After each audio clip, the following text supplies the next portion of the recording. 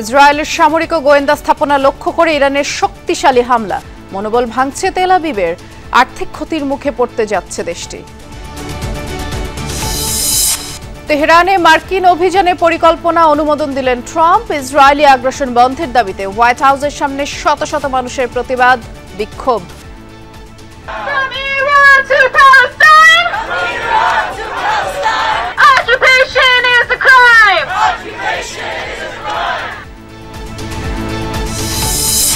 আড়াই শতাধিক গুমের অভিযোগের অকাট্য প্রমাণ পেয়েছে কমিশন, জানালেন বিচারপতি মইনুল ইসলাম। বাকিগুলোর বিষয়ে চলছে তদন্ত। গোপন আটক কেন্দ্রের অস্তিত্ব এখন আর অস্বীকার করার কোনো উপায় নেই। প্রায় 1850 অভিযোগ বিশ্লেষণের মধ্য থেকে 253 জন গুমের শিকার ব্যক্তির তথ্য উপস্থাপন করা হয়েছে। শেখ হাসিনার বিরুদ্ধে আদালত অবমাননার মামলায় অ্যামিকাস কিউরি নিয়োগ, 25 জন বক্তব্য শুনবেন ট্রাইব্যুনাল। ট্রাইব্যুনাল স্বপ্রণোদিত হয়ে উনাকে এই মামলায় ট্রাইব্যুনালকে সহায়তা করার জন্য এই আসামিদের পক্ষে এবং ট্রাইব্যুনাল এই আইনের ব্যাখ্যা দেওয়ার জন্য উনাকে অ্যামিকাস কিউরি হিসেবে নিয়োগ করেছেন। চলছে ঐকমত্য কমিশনের সঙ্গে রাজনৈতিক দলগুলোর আলোচনা, গুরুত্ব পাচ্ছে রাষ্ট্রের মূলনীতি ও প্রেসিডেন্ট প্রধানমন্ত্রীর মেয়াদকাল ইস্যু। রাষ্ট্রপতির যেহেতু ক্ষমতা বৃদ্ধি ঘটছে, তার এক ধরনের এক্সপ্যান্ডেড একটা বর্ধিত ইলেকটোরেটের কাছে যাওয়া উচিত। করোনায় এবার যশোরে 2 জনের মৃত্যু, টিকা নিলেও রক্ষা পায়নি প্রাণ। কিট সংকটে সরকারের অনেক হাসপাতালে বন্ধ কোভিড টেস্ট। রাজধানীতে মাদক কারবারিদের হামলায় গুলিবিদ্ধ 2 ডিবি পুলিশকে দেখতে হাসপাতালে স্বরাষ্ট্র উপদেষ্টা, বললেন জীবন বাজি রেখে কাজ করছে আইন শৃঙ্খলা বাহিনী।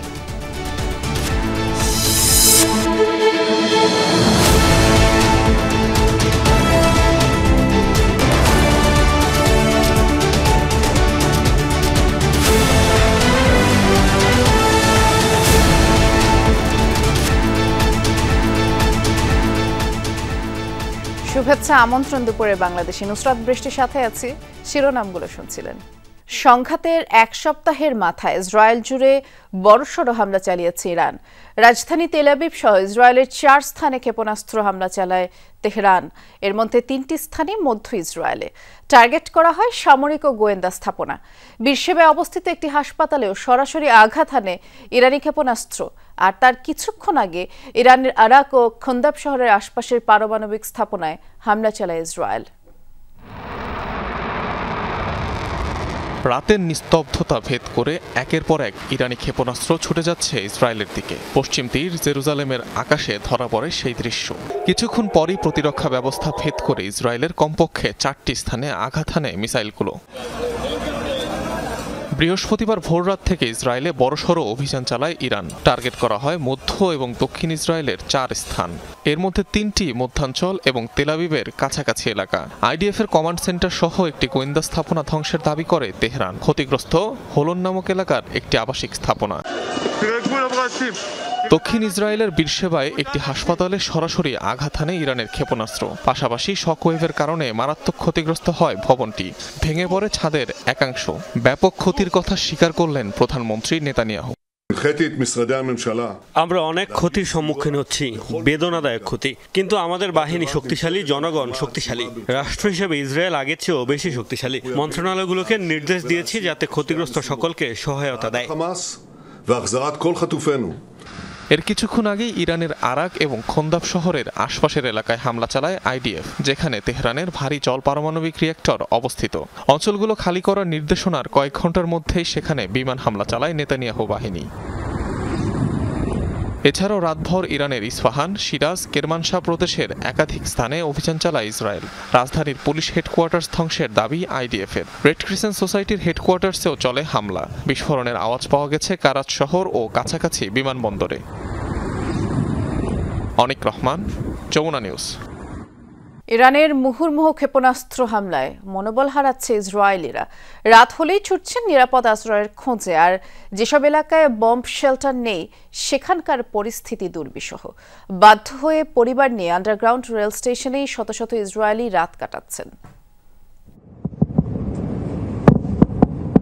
গেল শুক্রবার থেকে ইরানের সাথে পাল্টাপাল্টি হামলায় অগ্নিগর্ভে পরিণত হয়েছে ইসরায়েল। রাত হলেই রাজধানী তেল আবিব সহ বিভিন্ন স্থানে চলছে মিসাইল বৃষ্টি। দিনকে দিন আতঙ্ক আরও ছড়িয়ে পড়ছে ইসরায়েলিদের মাঝেও। রাত হলেই হামলার শঙ্কায় নাজেহাল ইসরায়েলিরা। নিজ বাসা ছেড়ে আশ্রয় নিচ্ছেন স্থানীয় বম্ব শেল্টারগুলোতে। যেসব শহরে পর্যাপ্ত শেল্টার নেই তারাই পড়েছেন সবচেয়ে বিপদে। উপায় না পেয়ে শহরের আন্ডারগ্রাউন্ড রেল স্টেশনে রাত্রি যাপনের জন্য ভিড় করছেন তারা। এই স্টেশনে আজকে নিয়ে 2 দিন ধরে আছি। আমি খুবই জনবসতিপূর্ণ শহরে থাকি। ঘরবাড়িগুলো সেখানে অনেক পুরনো। ইরানের ক্ষেপণাস্ত্র হামলা সহ্য করতে পারবে না। কোনো শেল্টারও নেই যে সেখানে ছেলে মেয়ে নিয়ে উঠব। আমি খুবই আতঙ্কিত। এখন এই আন্ডারগ্রাউন্ড স্টেশনই বাড়ির চেয়ে নিরাপদ মনে হচ্ছে। রাত কাটানোর জন্য এখানে বাধ্য হয়ে এসেছি। রাতের বেলাতে বেশি হামলা হয়। সন্ধ্যা 7টায় আসি, আবার পরের দিন সকাল 7টায় এখান থেকে বের হই।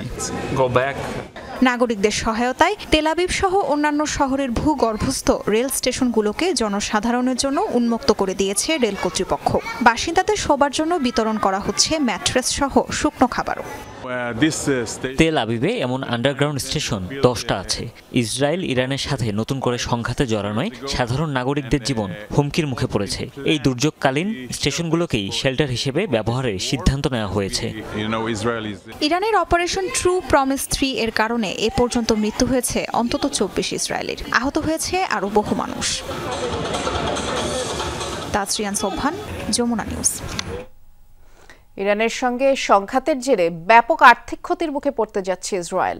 একদিকে অভিযান পরিচালনা, অন্যদিকে তেহরানের হামলা ঠেকানো। প্রতিদিন শত শত মিসাইল ব্যবহার করতে হচ্ছে।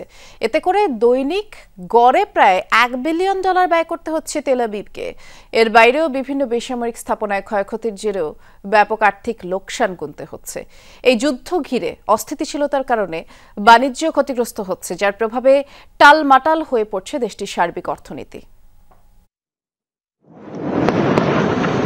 2023 সালে 7 অক্টোবরের পর থেকেই বিভিন্ন ফ্রন্টে যুদ্ধ করছে ইসরায়েল। গাজায় 1 বছর 8 মাস ধরে চলা আগ্রাসন, হিজবুল্লাহকে থামাতে লেবাননে চালানো বর্বরতা কিংবা সিরিয়া ইয়েমেনে অভিযান, হাজার হাজার মিসাইল গোলাবারুদ খরচ করেছে তেল আবিব।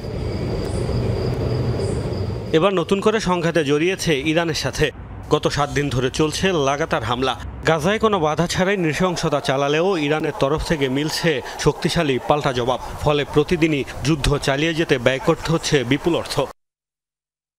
ইসরায়েলের প্রতিরক্ষা মন্ত্রণালয়ের বাজেট বিভাগের সাবেক কর্মকর্তা ব্রিগেডিয়ার জেনারেল রিম আমিনাখের বরাতে দেশটির সংবাদ মাধ্যম ওয়াইনেট নিউজ দাবি করেছে, ইরানের বিরুদ্ধে চলমান সংঘাতে কেবল সামরিক খাতেই প্রতিদিন গড়ে $3.25 বিলিয়ন শেকেল বা $1 বিলিয়ন ব্যয় করতে হচ্ছে ইসরায়েলকে। সংঘাতের প্রথম 2 দিনের খরচ বিবেচনায় এই ব্যয় অনুমান করা হয়েছে বলে জানানো হয় ওই প্রতিবেদনে। সাবেক ওই সামরিক কর্মকর্তা দাবি করেন, এর মধ্যে ইরানে হামলা চালাতে খরচ হচ্ছে $593 মিলিয়ন, আর বাকি অর্থ ব্যয় হচ্ছে পাল্টা হামলা ঠেকাতে। এমনিতেও বেশ ব্যয়বহুল ইসরায়েলের আকাশ প্রতিরক্ষা ব্যবস্থা। ইরানের প্রতিটি ক্ষেপণাস্ত্র ধ্বংসে তাদের অ্যারো সিস্টেমে খরচ হয় $3 থেকে $4 মিলিয়ন। এছাড়াও ইরানের মিসাইলের আঘাতে ব্যাপক ক্ষয়ক্ষতির মুখে পড়তে হচ্ছে ইসরায়েলকে। এরই মধ্যে ধ্বংস হয়েছে অনেক সামরিক ও বেসামরিক স্থাপনা। পাশাপাশি চলমান অস্থিতিশীলতার কারণে ক্ষতিগ্রস্ত হচ্ছে অভ্যন্তরীণ ও বৈশ্বিক বাণিজ্য। এসব ক্ষয়ক্ষতির হিসাব আমলে নিলে মোট ব্যয় বাড়বে আরও কয়েক গুণ। বিশ্লেষকরা বলছেন, সংঘাত দীর্ঘায়িত হলে ব্যাপক আর্থিক ক্ষতির মুখে পড়তে হবে ইসরায়েলকে। এমনিতেই গাজাসহ বিভিন্ন স্থানে গত প্রায় 21 মাস ধরে আগ্রাসন চালিয়ে ইসরায়েলের কোটি কোটি ডলার খরচ হয়েছে। নতুন করে এই ব্যয়ের কারণে দেশটির অর্থনীতিতে তৈরি হতে পারে বড় ধরনের সংকট। মুস্তাফা মাহমুদ, যমুনা নিউজ। এদিকে ইসরায়েলের জন্য ড্রোন তৈরির অভিযোগে 18 নাগরিককে আটক করেছে ইরান। তাদের সবাইকে উত্তর পূর্বাঞ্চলীয় মাশহাদ শহর থেকে আটক করা হয়। IRGCর এক বিবৃতির বরাতে এই বিষয়টি জানিয়েছে দেশটির গণমাধ্যম ইরান ইন্টারন্যাশনাল। আটককৃতদের বিরুদ্ধে ইসরায়েলের জন্য ড্রোনের নকশা তৈরি এবং উৎপাদনের অভিযোগ এনেছে IRGC। স্থানীয় ওয়ার্কশপের আড়ালে তারা নজরদারি এবং আত্মঘাতী ড্রোন তৈরি করছিল বলে গণমাধ্যমটি জানায়। আর তেল আবিবের সাথে সংঘাত শুরুর পর বেশ কয়েকজন মোসাদ এজেন্টকেও আটক করে ইরানি কর্তৃপক্ষ।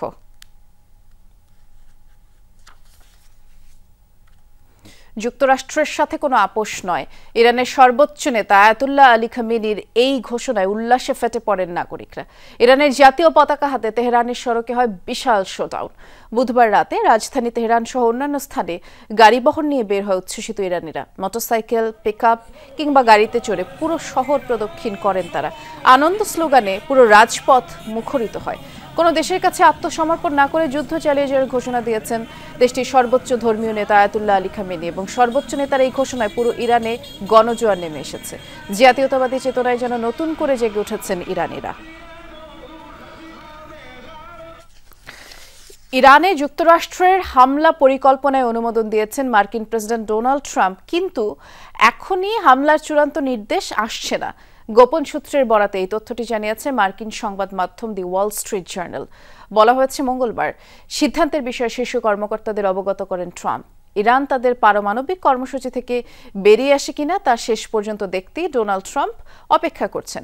প্রতিবেদনে আরও বলা হয়, সম্ভাব্য হামলার মূল টার্গেট হিসেবে রয়েছে ইরানের অতি সুরক্ষিত ফোর্দো পারমাণবিক কেন্দ্র। আর এর আগে মধ্যপ্রাচ্যে সেনা উপস্থিতি বাড়ানোর ঘোষণা দেয় যুক্তরাষ্ট্র। এরই ধারাবাহিকতায় রওনা হয়েছে বিমানবাহী রণতরী USS নিমিটজ। ইরান ইসরায়েল সংঘাতে যুক্তরাষ্ট্রের জড়িয়ে পড়ার সম্ভাবনায় তীব্র ক্ষোভ ছড়িয়েছে সাধারণ মার্কিনীদের মাঝে। মিছিল সমাবেশ হয়েছে Washington DC, new York city সহ বড় বড় শহরগুলোতে। ইসরায়েলপন্থীদের সাথে হাতাহাতির ঘটনায় উত্তেজনাও ছড়িয়েছে রাজধানীতে।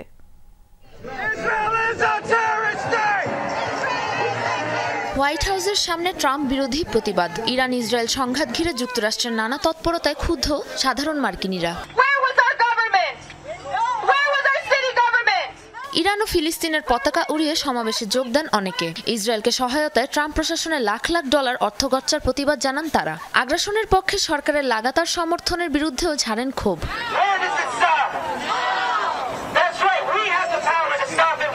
ওয়াশিংটন ডিসি ছাড়াও বিক্ষোভ মিছিল হয়েছে নিউ ইয়র্ক সিটি, ম্যানহাটন সহ যুক্তরাষ্ট্রের বড় বড় অনেক শহরে। বিক্ষোভ ঘিরে বিশৃঙ্খলাও দেখা গেছে রাজধানীতে। ইসরায়েলপন্থীদের একটি দলও মিছিলে যোগ দিলে আন্দোলনকারীদের মধ্যে শুরু হয় বিবাদ মারামারি। নিরাপত্তা বাহিনীর সহায়তায় নিয়ন্ত্রণে আসে পরিস্থিতি। Sabrina Nusrat, Jamuna news. Israel Iran সংঘাত যত বাড়ছে, রাশিয়ার অবস্থান নিয়েই আলোচনা চলছে। সেন্ট পিটার্সবার্গে সাংবাদিকদের সাথে আলোচনায় স্পষ্ট জানালেন মস্কোর ঘনিষ্ঠ বন্ধু তেহরান। আর মিত্রের শান্তিপূর্ণ পারমাণবিক কর্মসূচির প্রতি সমর্থনও জানিয়েছেন দ্ব্যর্থহীন কণ্ঠে। ইরানের ক্ষমতাসীন প্রশাসনের পক্ষে আছেন তিনি, প্রচ্ছন্নভাবে দিয়েছেন সেই ইঙ্গিত।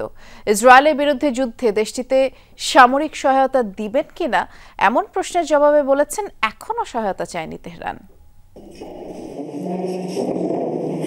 বিভিন্ন আন্তর্জাতিক গণমাধ্যমের সাংবাদিকদের সাথে গোলটেবিল আলোচনায় রুশ প্রেসিডেন্ট ভ্লাদিমির পুতিন জবাব দিয়েছেন বর্তমান বৈশ্বিক পরিস্থিতি নিয়ে সাংবাদিকদের একের পর এক প্রশ্নের, যার বড় অংশ জুড়ে ছিল চলমান ইসরায়েল ইরান সংঘাত প্রসঙ্গ।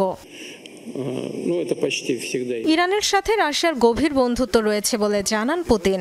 ইসরায়েলের বিরুদ্ধে যুদ্ধে মিত্রকে অস্ত্র সহায়তা দেবেন কিনা এমন প্রশ্ন করা হয় তাকে। মনে করিয়ে দেয়া হয় গত জানুয়ারিতে হওয়া দুই দেশের কৌশলগত অংশীদারিত্ব চুক্তি প্রসঙ্গ, যার খোলামেলা ব্যাখ্যা দেন পুতিন। আমাদের প্রস্তাব ছিল একটি আকাশ প্রতিরক্ষা বলয় তৈরি, নির্দিষ্ট কোনো অস্ত্র বা ব্যবস্থা সরবরাহ করা নয়। এই ইস্যুতে তারা ততটা আগ্রহ প্রকাশ করেনি। আমাদের বিশেষজ্ঞরা বসে কাজ করছেন, পাশাপাশি বাণিজ্যিক সফরেও রয়েছেন অনেকে। সব মিলিয়ে সংখ্যাটি 600 জন হবে এবং তারা দেশটি ত্যাগ করছে না। এটা কি সহায়তা নয়? যুক্তরাষ্ট্রের সহায়তায় ইসরায়েল যদি ইরানের সর্বোচ্চ নেতা আয়াতুল্লাহ আলী খামেনিকে হত্যা করে, তবে তার প্রতিক্রিয়া কি হবে? জবাবে পুতিন বলেন, এমন সম্ভাবনা নিয়ে আলোচনাতেই রাজি নন তিনি। আমার মনে হয় এই প্রশ্নের সবচেয়ে সঠিক উত্তরটি হলো এমন সম্ভাবনা নিয়ে কথা বলতে চাই না আমি। চলমান সংকটের জেরে ইরানে ক্ষমতা বদলের সম্ভাবনা নিয়েও জানতে চাওয়া হয় তার কাছে। সরাসরি উত্তর না দিয়ে বলেন, ইসলামিক রিপাবলিকের নেতাদের ঘিরেই ইরানের সমাজ ব্যবস্থা। যুক্তরাষ্ট্র এই যুদ্ধে জড়িয়ে পড়বে কিনা এমন ইস্যুতে বলেন, সব পক্ষেরই উচিত শত্রুতা শেষ করার বিষয়ে ভাবা। ইরানের পারমাণবিক কর্মসূচির পক্ষে অবস্থানের কথাও জানান পুতিন। ইসরায়েলের প্রধানমন্ত্রী এবং মার্কিন প্রেসিডেন্ট দুজনের সাথে আমার যোগাযোগ রয়েছে। আমার মনে হয় শত্রুতা শেষ করে একটি চুক্তির পথ খোঁজাই সবার জন্য মঙ্গলজনক হবে। এমন পদক্ষেপ অবশ্যই সম্ভব যা ইরানের শান্তিপূর্ণ পরমাণু কর্মসূচির অধিকার নিশ্চিত করবে, আবার একই সাথে ইসরায়েলের নিরাপত্তা উদ্বেগও দূর করবে। ইরান ইসরায়েল চলমান সংঘাত বন্ধে রাশিয়া মধ্যস্থতায় প্রস্তুত বলেও জানান পুতিন। বলেন, এরই মধ্যে তাদের পরিকল্পনা নিয়ে আলোচনা করেছেন তেহরান, তেল আবিব ও ওয়াশিংটনের সাথে। ডরথি তাস্ট্রিন, যমুনা নিউজ। গুম কমিশনে আসা 1850টি অভিযোগের মধ্যে 253টির অকাট্য প্রমাণ পেয়েছে গুম সংক্রান্ত তদন্ত কমিশন এবং বাকিগুলোর তদন্ত চলছে বলে জানিয়েছেন কমিশনের সভাপতি বিচারপতি মইনুল ইসলাম চৌধুরী। সকালে গুলশানে গুম সংক্রান্ত কমিশনের সংবাদ সম্মেলনে তিনি বলেছেন, জঙ্গি বিরোধী অভিযানের নামে 2.5 শতাধিক মানুষকে গুম করা হয়েছে, আর বিরোধী রাজনৈতিক শক্তি এবং ভিন্ন মতাবলম্বীদের দমনেই গুমকে হাতিয়ার হিসেবে ব্যবহার করা হতো। বলেন, ভারতে পাঠিয়ে দিয়েও সেখানে আইনশৃঙ্খলা বাহিনীর মাধ্যমে গ্রেফতার দেখানো হতো। আর যেই দমনপীড়ন থেকে রেহাই পায়নি মেধাবী শিক্ষার্থী, রাজনৈতিক কর্মী, সাংবাদিক, ডাক্তার, ইঞ্জিনিয়ার সহ বিভিন্ন পেশার মানুষ। কমিশন সদস্যরা বলেছেন, প্রাতিষ্ঠানিকভাবে গুমের জন্য সেনাবাহিনী অভিযুক্ত না, তবে অন্যান্য বাহিনীর কর্মকর্তারা জড়িত ছিল। এখনও নিখোঁজ 131 জনের তালিকা পুলিশ সদর দপ্তরে পাঠিয়েছে কমিশন। বহু ভুক্তভোগী জীবনের ঝুঁকি নিয়ে তাদের অভিযোগ ও অভিজ্ঞতা জানিয়েছেন। দেশীয় ও আন্তর্জাতিক গণমাধ্যমে বিস্তারিতভাবে সে কাহিনী তুলে ধরেছেন। গোপন আটক কেন্দ্রের অস্তিত্ব এখন আর অস্বীকার করার কোনো উপায় নেই। প্রায় 1850 অভিযোগ বিশ্লেষণের মধ্য থেকে 253 জন গুমের শিকার ব্যক্তির তথ্য উপস্থাপন করা হয়েছে, যাদের 3টি বৈশিষ্ট্য রয়েছে। ক্ষমতাচ্যুত প্রধানমন্ত্রী শেখ হাসিনা ও গাইবান্ধার সাবেক ছাত্রলীগ নেতা শাকিল আলম বুলবুল আন্তর্জাতিক অপরাধ ট্রাইব্যুনালে হাজির না হওয়ায় আদালত অবমাননার মামলায় অ্যামিকাস কিউরি নিয়োগ দিয়েছেন ট্রাইব্যুনাল। বিচারের স্বচ্ছতার স্বার্থে বিচারপতি মোহাম্মদ গোলাম মর্তুজা মজুমদারের নেতৃত্বে 3 সদস্যের ট্রাইব্যুনাল আজ এই নিয়োগ দেন। আগামী 25 জন অ্যামিকাস কিউরি হিসেবে নিয়োগ দেয়া A.Y. মশিউজ্জামানের বক্তব্য শুনবেন ট্রাইব্যুনাল। শেখ হাসিনা সহ 2 জনকে হাজির হতে সংবাদপত্রে বিজ্ঞপ্তি প্রকাশের জন্য গত 25 মে নির্দেশ দেন ট্রাইব্যুনাল এবং পরদিন 2টি পত্রিকায় বিজ্ঞপ্তি প্রকাশিত হয়। এরপরও তারা হাজির হননি। সম্প্রতি শেখ হাসিনার কণ্ঠে একটি অডিও ভাইরাল হয়, যেখানে শুনতে পাওয়া যায়, আমার বিরুদ্ধে 227টি মামলা হয়েছে, তাই 227 জনকে হত্যার লাইসেন্স পেয়ে গেছি। পরে সিআইডি ওই কথোপকথনের ফরেনসিক পরীক্ষা করে সেটি শেখ হাসিনার বলে সত্যতা পায়। সুপ্রিম কোর্টের সিনিয়র অ্যাডভোকেট A.Y. মশিউজ্জামান সাহেবকে, যিনি সুপ্রিম কোর্ট বারের সাবেক সম্পাদক ছিলেন, ট্রাইব্যুনাল স্বপ্রণোদিত হয়ে উনাকে এই মামলায় ট্রাইব্যুনালকে সহায়তা করার জন্য এই আসামিদের পক্ষে এবং ট্রাইব্যুনাল এই আইনের ব্যাখ্যা দেওয়ার জন্য উনাকে অ্যামিকাস কিউরি হিসেবে নিয়োগ করেছেন এবং জুন মাসের 25 তারিখে ফার্দার হিয়ারিং এবং ডিসপোজালের জন্য দিন ধার্য করেছেন।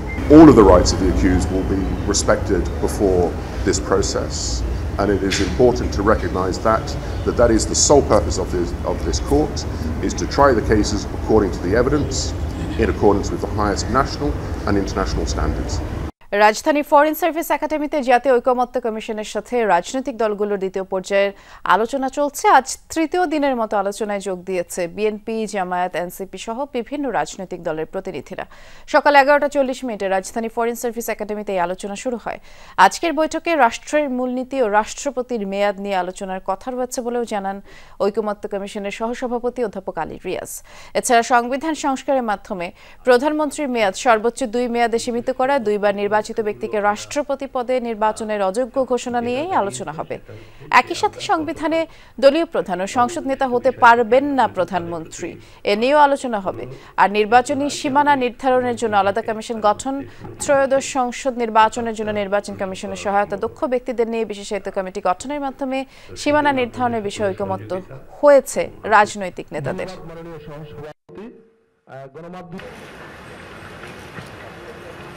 রাষ্ট্রপতির ক্ষমতা বৃদ্ধির প্রশ্নটাকে দিয়ে আমরা আলোচনা করি যে আদৌ ক্ষমতা যদি যা প্রস্তাব করা হয়েছে এবং আমরা যদি এই সমস্ত বিষয়ে একমত হই তাহলে রাষ্ট্রপতির আদৌ ক্ষমতা বৃদ্ধি ঘটে কিনা, এবং সেক্ষেত্রে ওই যুক্তিতে অর্থাৎ রাষ্ট্রপতির যেহেতু ক্ষমতা বৃদ্ধি ঘটছে তার এক ধরনের এক্সপ্যান্ডেড একটা বর্ধিত ইলেকটোরেটের কাছে যাওয়া উচিত কিনা। যশোরে করোনা ভাইরাসে আক্রান্ত হয়ে দুজনের মৃত্যু হয়েছে। বুধবার ভোরে আমির হোসেন এবং রাত 12টার দিকে ইউসুফ হোসেন মারা যান। চিকিৎসকরা জানিয়েছেন মারা যাওয়া দুজনই ষাটোর্ধ্ব। তারা কিডনির জটিলতা নিয়ে যশোর জেনারেল হাসপাতালে চিকিৎসাধীন ছিলেন। পরে পরীক্ষা নিরীক্ষায় দুজনেরই করোনা শনাক্ত হয়। অবস্থার অবনতি হলে আইসিইউতে রাখা হয়। পরিবারের সদস্যদের দাবি দুজনই কোভিডের ভ্যাকসিন নিয়েছিলেন, কিন্তু কত ডোজ নেওয়া ছিল তার নিশ্চিত হওয়া যায়নি। এদিকে কিট সংকটে হাসপাতালে কোভিড পরীক্ষা বন্ধ রয়েছে, আর বেসরকারি ক্লিনিকের র্যাপিড অ্যান্টিজেন টেস্টই এখন ভরসা। করোনা পরীক্ষার জন্য যশোর বিজ্ঞান ও প্রযুক্তি বিশ্ববিদ্যালয়ের RT-PCR ল্যাব নতুনভাবে প্রস্তুত করা হয়েছে।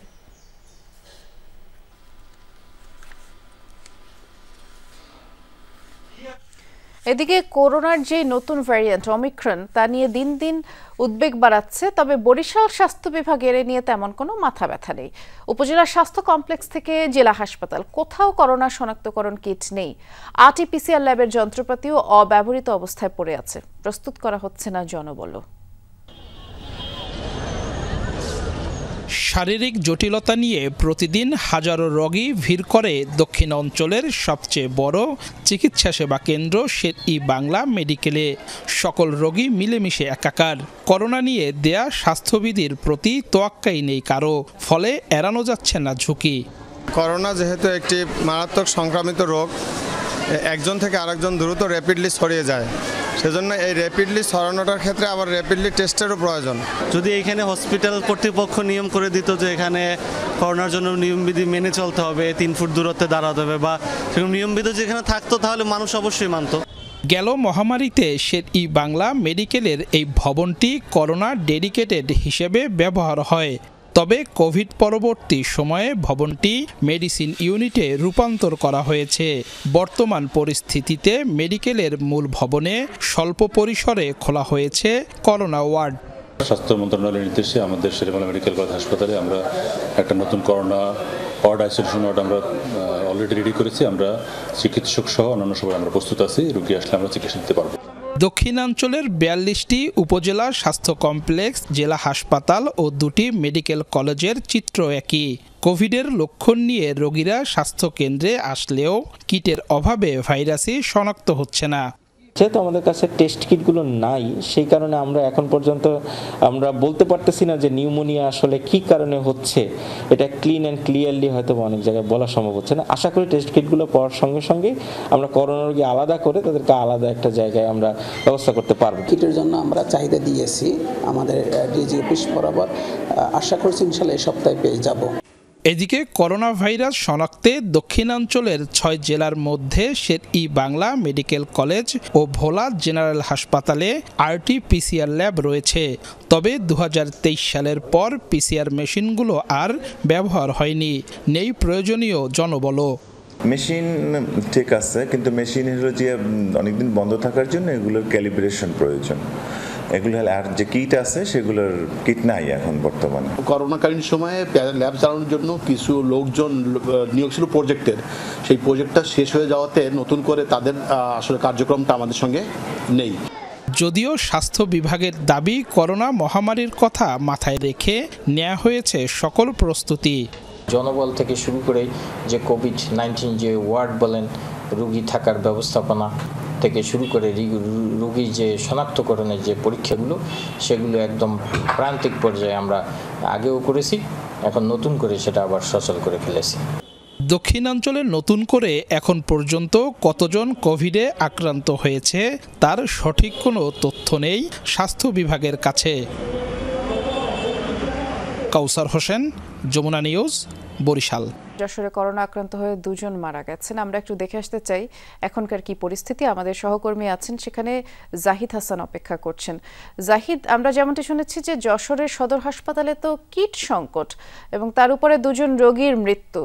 এই সংকট সমাধানে কোনো ধরনের উদ্যোগ নেওয়া হয়েছে কিনা আমাদেরকে জানাবেন।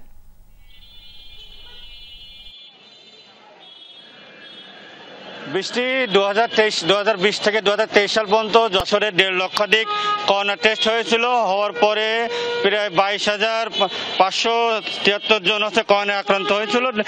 2 শতাধিক যে করোনা রোগী তারা মারা গেছিলেন। যে তারপরে যে স্বাভাবিক পরিবেশ ছিল, তারপরে এক ধরনের যে অপুষ্টি থাকাটা এটা স্বাভাবিক ছিল।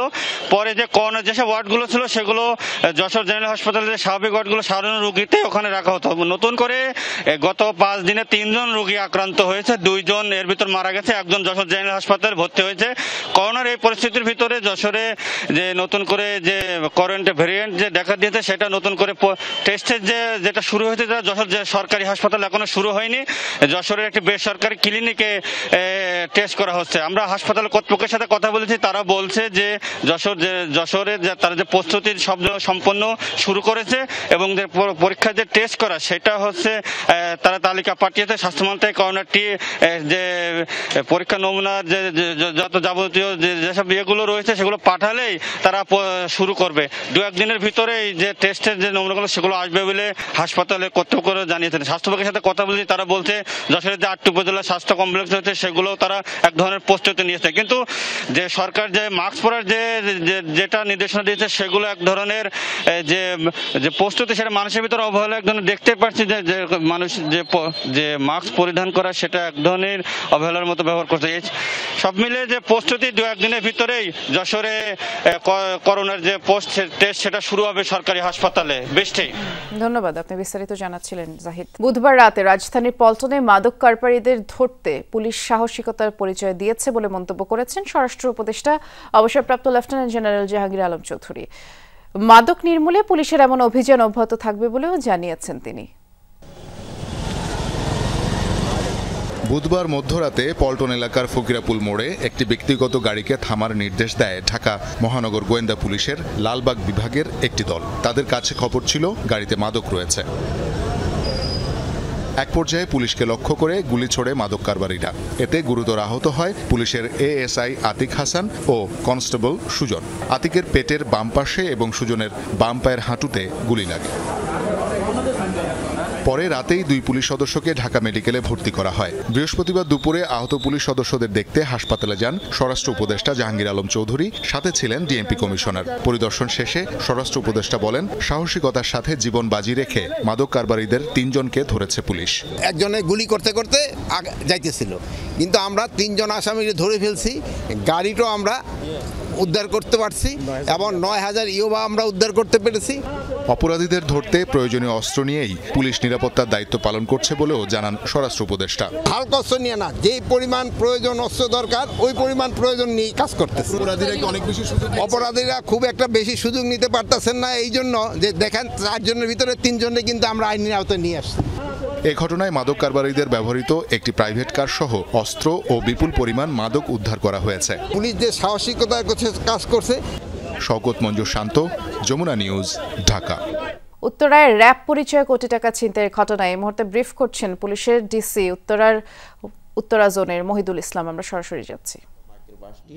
তারা এই মোটরসাইকেল দুটো আসার সাথে সাথে মোটরসাইকেল দুটোকে ব্লক দিয়ে দেয়, দিয়ে গাড়ির থেকে 5 জন লোক নামে, তার মধ্যে 2 জন ওখানে দাঁড়িয়েছিল, 3 জন ওদেরকে ধাওয়া করে। ওরা যখন দেখছে ব্লক দিয়ে দিয়েছে তখন তারা মোটরসাইকেল দিয়ে একজন দৌড়ে অফিসের দিকে চলে গেছে টান দিয়ে, আর 3 জন পেছনে যাচ্ছিল তাদেরকে তারা ধাওয়া করে ধরে অলমোস্ট ছোটো জায়গার মধ্যেই ধাওয়া করে ধরে তাদের ব্যাগ, এই 4টি ব্যাগ নিয়ে যায় এবং 3 জনকেই তারা তাদের এই কালো যে হাইস মাইক্রোবাসটা এটাতে তুলে নিয়ে তারা তুরাগের 17 নম্বর সেক্টরের দিকে যায়।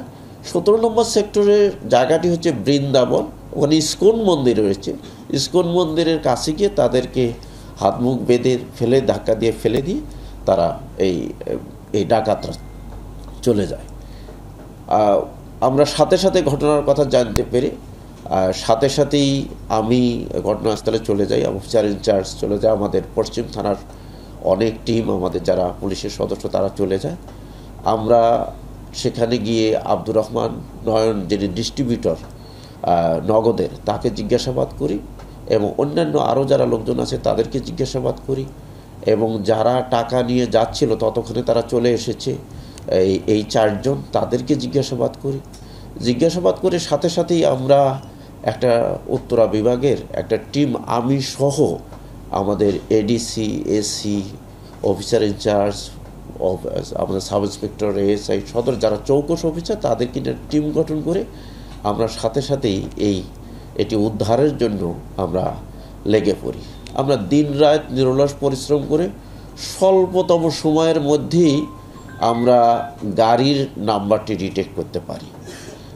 এক্ষেত্রে আমরা সিসিটিভি সহায়তা নিয়েছি, আমরা তথ্য প্রযুক্তির সহযোগিতা, আমরা এবং আরও অল্টারনেটিভ এই সমস্ত ডাকাতি কারা করে, কাদের পিসিপিআর কি, এদেরকে যাচাই বাছাই করে আমরা খুব স্বল্প সময়ে আমরা গাড়িটা উদ্ধার করতে পেরে গাড়িটি জব্দ করেছি।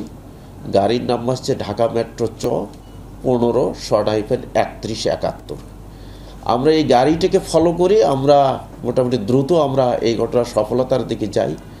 আমরা গাড়ির যে মালিক তাকে আমরা জিজ্ঞাসাবাদ করি, জিজ্ঞাসাবাদ করে তার সহযোগিতায়, তার দেওয়া তথ্য মতো আমরা ড্রাইভার হাসানকে প্রথম গ্রেপ্তার করে ফেলি। বিচার বিভাগের জন্য পৃথক সচিবালয়ের বিষয়ে আগামী 22 জুন টার্নিং পয়েন্ট হয়ে থাকতে পারে বলে জানিয়েছেন প্রধান বিচারপতি ডক্টর সৈয়দ রেফাত আহমেদ। দুপুরে সুপ্রিম কোর্টে অ্যানেক্স কোর্ট বিল্ডিং পরিদর্শনে গিয়ে তিনি বলেন, বার অ্যাসোসিয়েশনের আবেদনের প্রেক্ষিতে সুপ্রিম কোর্টের বিজয় 71 ভবনের কয়েকটি আদালত স্থানান্তর করা হবে, আর এসব কোর্ট অ্যানেক্স ভবনে স্থানান্তরের কাজ চলছে। আগামী 22 জুন প্রধান উপদেষ্টার সুপ্রিম কোর্টের একটি অনুষ্ঠানে যোগ দেওয়ার কথা রয়েছে, আর সেখানে এই পৃথক সচিবালয়ের ঘোষণা আসতে পারে।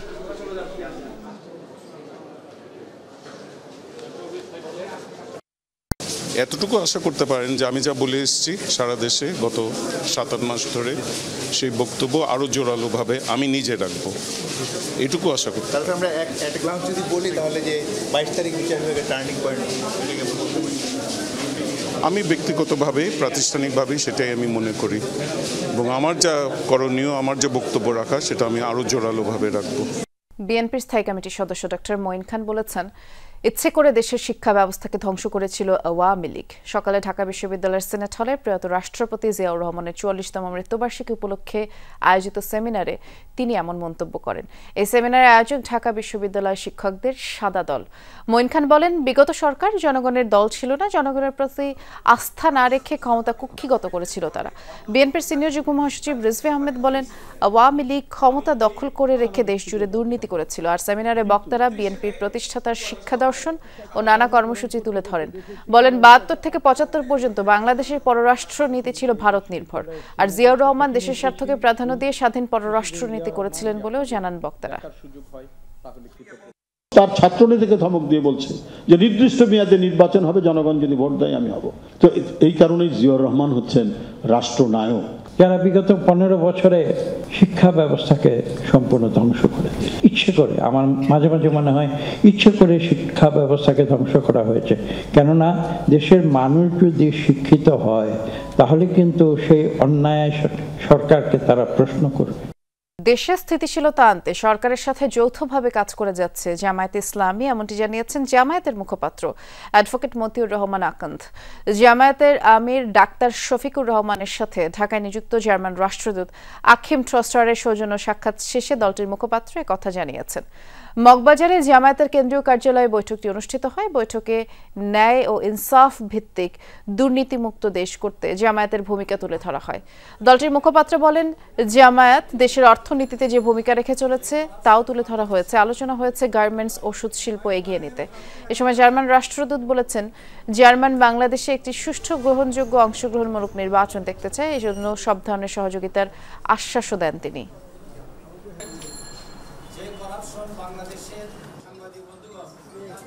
তিনি উল্লেখ করেন যে বাংলাদেশে গণতন্ত্রকে অর্থবহ এবং ফেয়ার ডেমোক্রেসির মাধ্যমে বাংলাদেশে স্থিতিশীলতা আনয়নের লক্ষ্যে জামাত অগ্রাধিকার দিয়ে কাজ করছে।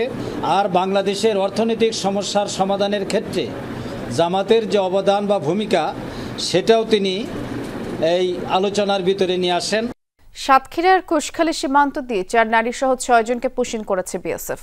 বিজিবি জানায় ভারতের মুম্বাইয়ের বিভিন্ন এলাকা থেকে তাদেরকে আটক করে দেশটির পুলিশ। গতরাতে কুশখালী সীমান্ত দিয়ে বাংলাদেশে ঠেলে দেয় বিএসএফ এবং 6 জনকে আটকের পর সাতক্ষীরা সদর থানায় হস্তান্তর করা হয়। পুলিশের দাবি পুশিন করা সবাই বাংলাদেশি। আর পরিচয় শনাক্তের পর সবাইকে পরিবারের কাছে হস্তান্তরও করা হয়েছে। তারা কাজের সন্ধানে বিভিন্ন সময় অবৈধভাবে ভারতে গিয়েছিলেন।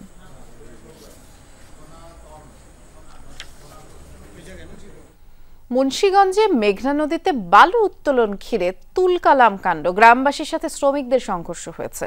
সকালে সদর উপজেলার চর আবদুল্লাহ এলাকায় সংঘর্ষ হয়। স্থানীয়দের অভিযোগ, বালু মহলের নির্ধারিত এলাকার বাইরে গিয়ে প্রতিনিয়তই বালু উত্তোলন চলছে, শতাধিক ড্রেজার বসানো হয়েছে, আর এতে করে ভাঙন দেখা দিয়েছে। হুমকিতে বসতবাড়ি জমি জমা, তাই গ্রামবাসী ঐক্যবদ্ধ হয়ে প্রতিরোধ করে তোলেন, ধাওয়া দেন বালু উত্তোলনকারীদের। পরে শ্রমিকরাও জড়ো হয়ে গ্রামবাসীকে ধাওয়া দেয়, দুপক্ষের সংঘর্ষ চলে। পরে নৌ পুলিশ গিয়ে পরিস্থিতি নিয়ন্ত্রণে আনে। মার্কিন প্রেসিডেন্টের মন্তব্যের পর ইরানে যুক্তরাষ্ট্রের হামলা চালানোর সম্ভাবনা নিয়ে আরো ধোঁয়াশার সৃষ্টি হয়েছে। সাংবাদিকদের প্রশ্নের জবাবে ডোনাল্ড ট্রাম্প বলেছেন, মধ্যপ্রাচ্যের দেশটিতে যুক্তরাষ্ট্র হামলা চালাতেও পারে, আবার নাও চালাতে পারে। আর বিশেষজ্ঞরা বলছেন, তেল আবিবের চাপে পড়েই যুদ্ধে জড়াতে পারে যুক্তরাষ্ট্র। এদিকে মার্কিন প্রতিরক্ষা মন্ত্রী বলেছেন, প্রেসিডেন্টের নির্দেশ পেলে যুদ্ধে নামতে প্রস্তুত দেশটির সেনারা। মধ্যপ্রাচ্যে যখন যুদ্ধের দামামা, তখন মার্কিন প্রেসিডেন্ট ডোনাল্ড ট্রাম্পের এই অস্পষ্ট উত্তর আরও ঘোলাটে করে তুলেছে পরিস্থিতি। বুধবার ইরান ইস্যুতে হোয়াইট হাউসে সাংবাদিকদের প্রশ্নের সম্মুখীন হন ট্রাম্প। ইরানে যুক্তরাষ্ট্র হামলা চালাবে কিনা এমন প্রশ্নের সরাসরি কোনো উত্তর দেননি তিনি। ইরানে হামলা চালাতেও পারি, আবার নাও পারি। এই বিষয়ে আমার কি সিদ্ধান্ত হবে তা কেউ জানে না। তবে এটুকু বলতে পারি, ইরান অনেক বড় বিপদ ডেকে এনেছে। আমি তাদের বারবার চুক্তি করতে বলেছিলাম, তবে শেষ মুহূর্তে তারা পিছু হাঁটলো। চুক্তিটা করে নিলে সবকিছুই ঠিক থাকতো। এদিকে ট্রাম্প সরাসরি কোনো মন্তব্য না করলেও যুদ্ধের জন্য প্রস্তুত মার্কিন সেনারা। ট্রাম্পের নির্দেশ পাওয়া মাত্রই তা কার্যকর করা হবে বলে মন্তব্য করেছেন মার্কিন পররাষ্ট্রমন্ত্রী পিট হেগসেথ। প্রেসিডেন্ট ট্রাম্পের নির্দেশ মতো কাজ করছি। যে কোনো প্রকার পরিস্থিতির জন্য প্রস্তুত আছি। সামনের দিনগুলোতে বোঝা যাবে আমরা কোন দিকে অগ্রসর হব। সরাসরি কিছু না জানালেও মধ্যপ্রাচ্যে বড় পরিসরে সামরিক উপস্থিতি বাড়িয়েছে ওয়াশিংটন। কমপক্ষে 30টি যুদ্ধবিমান মধ্যপ্রাচ্যের ঘাঁটিগুলোতে মোতায়েন করেছে যুক্তরাষ্ট্র। বম্বার থেকে শুরু করে ফাইটার জেট সবই প্রস্তুত রেখেছে দেশটি। ইরানের আকাশসীমায় নজরদারি করছে এসব যুদ্ধবিমান। একই সাথে মোতায়েন করা হয়েছে বেশ কয়েকটি মার্কিন রণতরী। ইরানের বিরুদ্ধে এখনও কোনো কার্যক্রম না চালালেও ইরানের মিসাইল ধ্বংস করে ইসরায়েলকে সাহায্য করছে মার্কিন সেনাবাহিনী। বিশ্লেষকরা বলছেন, যুক্তরাষ্ট্রের সহায়তা ছাড়া যুদ্ধ চালিয়ে যাওয়ার সক্ষমতা নেই ইসরায়েলের। মধ্যপ্রাচ্যের জন্য এটি একটি সংকটপূর্ণ মুহূর্ত। যুক্তরাষ্ট্র সরাসরি যুদ্ধে না জড়ালেও পরোক্ষভাবে ঠিকই যুদ্ধের ময়দানে আছে ইসরায়েলকে অর্থ, অস্ত্র সহায়তা দেওয়ার মাধ্যমে। যুক্তরাষ্ট্র এই সহায়তা না দিলে ইসরায়েলের পক্ষে যুদ্ধ চালিয়ে নেওয়া সম্ভব নয়। এ পরিস্থিতিতে ইরানকে চাপে রাখতে চাইছে ওয়াশিংটন। সকল পারমাণবিক কার্যক্রম বন্ধ করে ইরানকে বিনা শর্তে আত্মসমর্পণের প্রস্তাব দিয়েছেন মার্কিন president Donald Trump. Pranpratim Kundu, Jamuna news. আর এ ছিল দুপুরে বাংলাদেশের আয়োজনে। সাথে থাকার জন্য ধন্যবাদ সবাইকে।